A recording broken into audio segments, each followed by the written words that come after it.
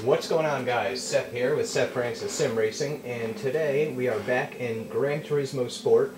However, got a bit of a different video this time. This video I made to show a little project I've been working on, and what this project involves is taking a direct drive wheel, like this direct drive wheel right here. This is a small MIG motor with a SimuCUBE control box, as well as any USB pedals, any USB device you can think of, really, and allowing it to be compatible with the PlayStation 4, meaning Gran Turismo Sport and any other PlayStation 4 racing titles you want to play, with full force feedback and everything. I'm sure many of you have heard of like the Cronus Max and whatnot that allow you to use different steering wheels on other devices, but those options do not give you force feedback support. The project that I did, I found on iRacing, and it's called GIMX, G-I-M-X, and basically what it does is allows you to use a PC, any PC, it doesn't matter how powerful it is, essentially as a large USB hub, which combines any number of devices you choose into one single device, and then sends that information to either a Teensy board or an Arduino Leonardo, in my case, board that is loaded with a specific firmware to emulate either a Logitech G29 for PS4, or a Thrustmaster T300 for PS4, or a Logitech G27 if you want to use all your PC devices on PlayStation 3, or non-compatible devices. So you can emulate a G27, a G29, a T300, and as far as I know, you can also emulate wheels on the Xbox side. And I know you can go as far back as PlayStation 2 on the PlayStation side, emulating a driving force, so that you can play older Gran Turismo games or whatever with any wheel, any pedal set you want. Like I said, in my case, it's a direct drive SimuCUBE wheel. Running my Fanatec Elite pedals just to test, but the Club Sports work as well. This can be mapped, the button box, to any inputs you choose. I'm not using it currently. What I'm using is this Fanatec Universal Hub, which is set up to function via USB, so it no longer needs a Fanatec base. If you're interested in this, I didn't modify the rim itself. I actually have the mod in the shaft of the motor within a spacer. You can check out, if you go to my YouTube page and look back at my videos, you can see the, I believe it's called Fanatec Rims plus SimuCUBE plug and play, something to that effect. But basically, that video shows how I can take any Fanatec rim directly out of the box, leave the same quick release, same electronics, everything, never take the rim apart, take it right out of the box, clip it right on my direct drive base. I have this one on there right now with the securing bolt in, so I can't take it off, but if you're interested in that, feel free to check out the video. I'll also put a link in the description. But anyways, as I was saying before, I found this on the iRacing forum, and basically people were using it to use their PC devices on PS4, PS2, PS3, and whatnot. Again, it's called GIMX, G-I-M-X. There's also Wikipedia that's very, very detailed, as well as a forum dedicated to the GIMX project. But anyways, let's get into this real quick. I'll put all that info in the description so you guys can check it out if you want. It does take some knowledge of, not so much electronic knowledge, but just knowledge of preferably working with Arduino or Teensy in the past, and just being familiar with hardware and computers and how to follow the instructions very closely, because there are some steps that are very particular in order to get this working correctly.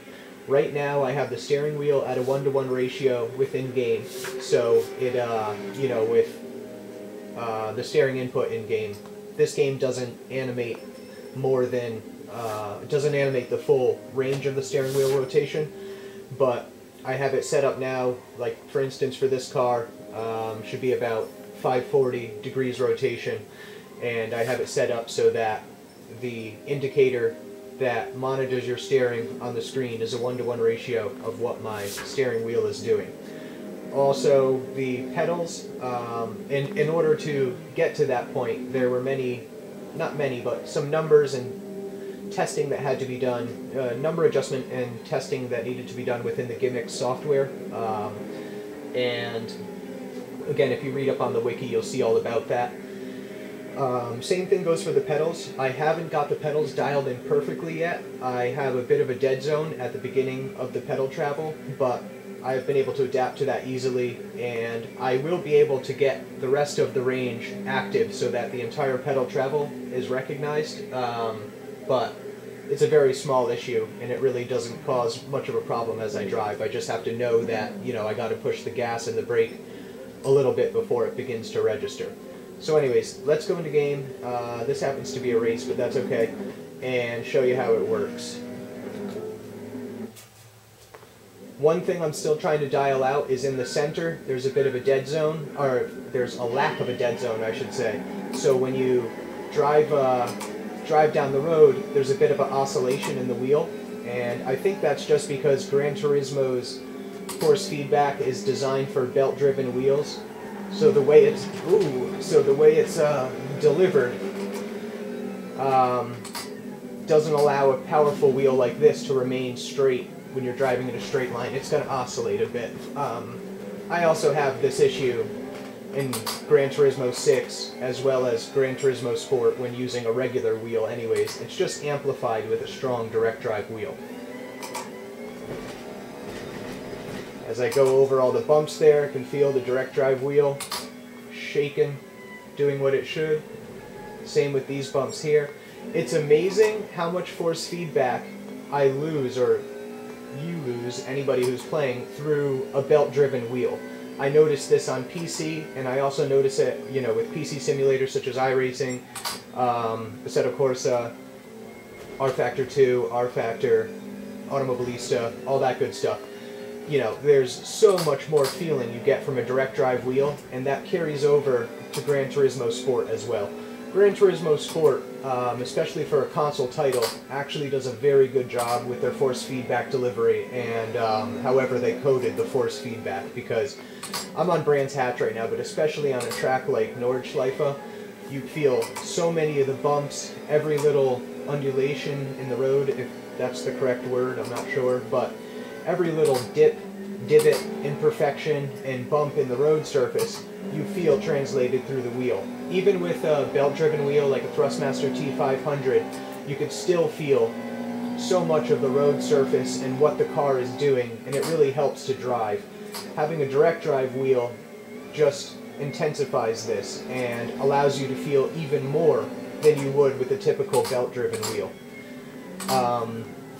Currently, Gran Turismo Sport supports a handful of Thrustmaster wheels, such as the T500, I believe the T300 as well, and I think a couple of the other lower-end wheels. And other than that, at least for the beta version of Gran Turismo, the only other wheel supported is a Logitech G29, and that's currently what I am emulating through this laptop to my left here, and the Arduino Leonardo board, which is loaded with the Logitech G29 PS4 emulation firmware.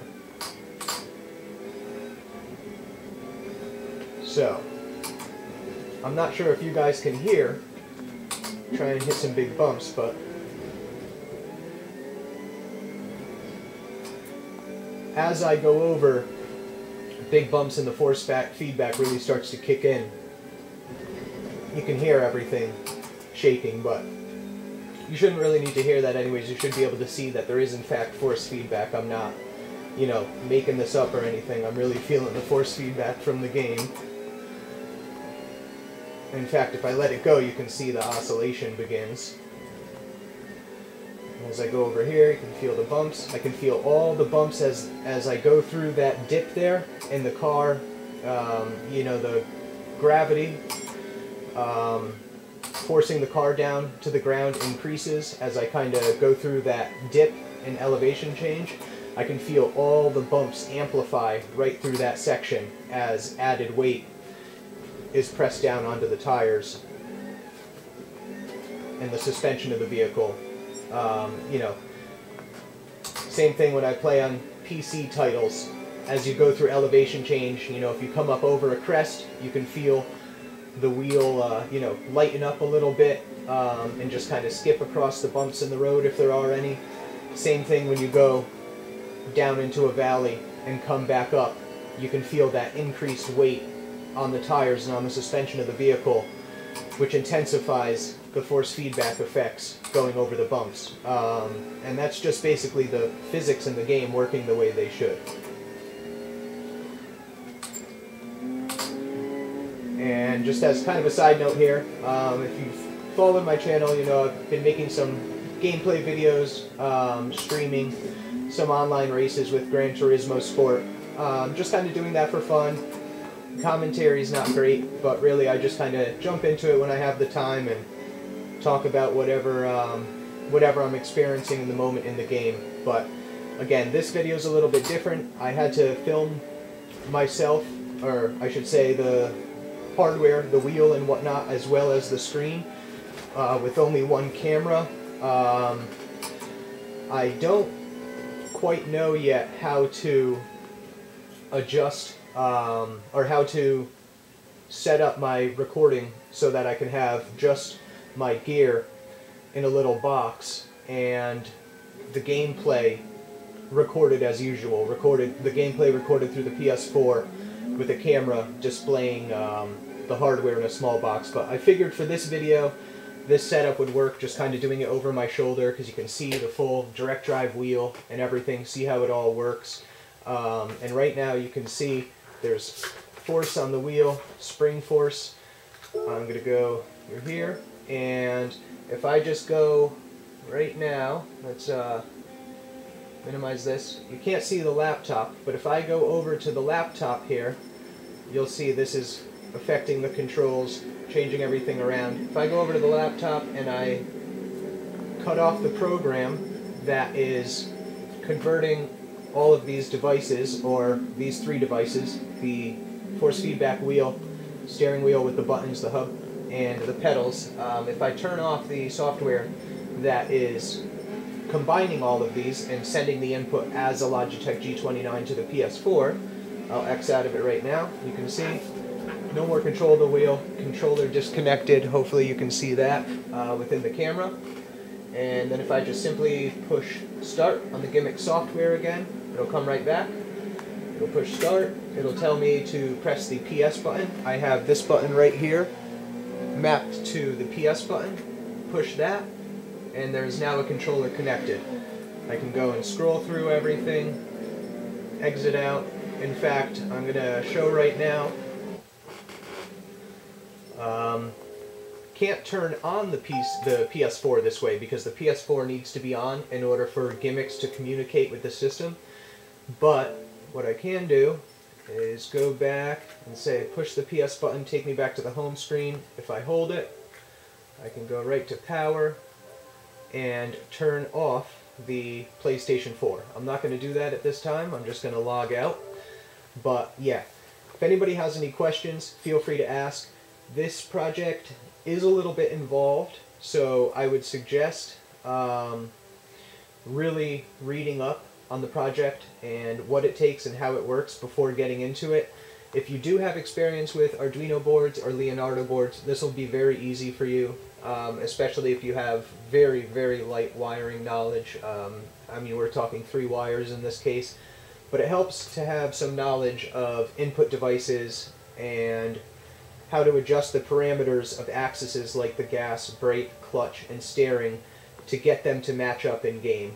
This game doesn't have any sliders for adjusting linearity or sensitivity of your pedal or steering inputs, so it all has to be done on the GIMX side, and the GIMX software doesn't use sliders either. It's basically numbers that have to be entered into the corresponding box, and you kind of have to, at least I had to kind of play around a little bit and trial and error, actually many hours of trial and error to get the steering wheel perfectly linear where it is now, and the pedals close to linear, not quite. Again, I'm going to continue working on that, and I am confident that I can get the pedal travel to have no dead zone, just to get it completely perfect. But yeah, like I said, if you do feel confident that you could take on something like this, all the links will be in the description on how to do this yourself. Get yourself using your custom PC hardware on PS4 with any PS4 racing title that accepts the Logitech G29. And also, I haven't used it yet, but there is, like I said before, an emulation for the T300 RS. So I would imagine any game that uses a T300 RS, you can emulate as well to use your direct drive gear. Even if you have a Fanatec base, it doesn't have to be direct drive. Let's say you have a Fanatec Club Sport, you know, version 1 or version 2 or version 2.5, and it's not compatible with PlayStation 4 official titles. I understand that you can use them in-game with certain titles, but for games like Gran Turismo Sport, which are official Sony titles, you can't use a non-official controller. So your only choice is a Logitech G29 or a Thrustmaster wheel, or emulating one of those wheels. Same thing goes if you have a PC-only wheel like the Thrustmaster TSPC or the Fanatec CSR Elite. You can do the same thing. As long as it works on a PC, it will work in your PS4. Same goes for shifters. I have this set up. Unfortunately, Gran Turismo's what I'm referring to when I say this is my Club Sport H and sequential shifter. Unfortunately, Gran Turismo Sport doesn't appear to be supporting clutch and H pattern shifters within the beta. I am almost positive this will be in the final version, but in the vehicles I have access to as of now, I'm unable to use the clutch or the H pattern shifter. But everything can be mapped. You can map, like I said, button boxes, whatever you want. It really is pretty cool. I've had a great time experiencing Gran Turismo Sport with a direct drive wheel. And, you know, if you have PC hardware, you're thinking about maybe going to PS4 to check out Gran Turismo Sport, maybe this will be something to encourage you just a little bit more, maybe push you over the edge to make that purchase of the PS4, pick up Gran Turismo Sport when it comes out, and experience the force feedback to its fullest potential with a true direct drive wheel. Or, like I said, whatever compatible device you have. It saves a good bit of change to not have to go out and purchase the exact compatible wheel specifically for that system. If you already have something high-end like this, you don't want to go buy a Logitech G29. Not to say it's a bad wheel, but it's not a direct drive wheel. It's not in the same ballpark as something like this. So, where I was at when I came along this project was I am mainly a PC gamer, and when I initially started the Gran Turismo Sport beta, I had to take all this gear off and use my T500. And that's just not ideal. I wanted to be able to leave all my gear on the rig, switch from PC to PS4 as I please, and also be able to experience Gran Turismo with my high-end gear as opposed to my Thrustmaster T500 setup that I was using. And again, the Thrustmaster T500, you know, it's a great product, a great consumer wheel, but it's just not the same as a direct drive setup like this. And it's also, in my opinion, Thrustmaster hardware isn't up to the same level as the Fanatec Universal hubs. I have a couple of hubs, an Xbox hub, 2 PC hubs. They all work with this setup as well as my Porsche rim.